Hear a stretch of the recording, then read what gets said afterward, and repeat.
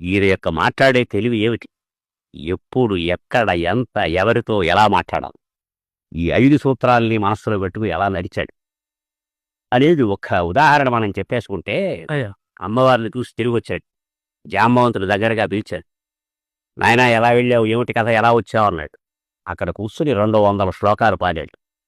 ఓ అది చేశాను తాత, ఇది చేశాను, వాడిని కొట్టాను, వీడిని కొట్టాను, లంకకి నిప్పు పెట్టాను, అది చేశాను, ఇది చేశాను. 200 పాడాడు. రామచంద్రుడి దగ్గరికి వచ్చాడు. నాయనా ఏమిటి కథ? అన్నాడు. లంకలో కాలు పెట్టాను, అశోకవనంలో సింసుపా వృక్షఛాయలో మబ్బు క్రమ్మిన చంద్రబింబంలా, మకిలి పట్టినటువంటి అద్దంలా, ఎండిపోయిన అరటి మొగ్గులా ఉన్న అమ్మవారిని చూశాను అని చెప్పాడే తప్ప, అక్కడిలా మీసాలు కాలర్లు ఎగరేసి అది గీశాను, ఇది గీశానని మాట్లాడలే. అంటే సన్నిహితుడైన తాతగారి దగ్గర మాట్లాడేటప్పుడు తన ప్రతాపంతో చూపించాడు.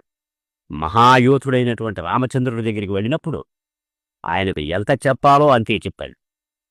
పర్యవసానంగా నీకేం తెలుస్తుందంటే, నువ్వు ఆలయానికి వెళ్ళి భజన చేయి, తప్పలేదు హనుమంతుడి. కానీ మనిషివై పుట్టినందుకు ఏమిటి నేర్చుకోవాలి? మాట్లాడడం ఒక్కటే. ఆ మాట్లాడ్డాన్ని నేర్పినటువంటి మహనీయుడు హనుమంతుల వారు. ఆ హనుమంతుల వారికి చేతులు జోడించి శబ్ద బ్రహ్మ విద్యను ఉపాసించడానికి ప్రయత్నించు. స్వస్తి.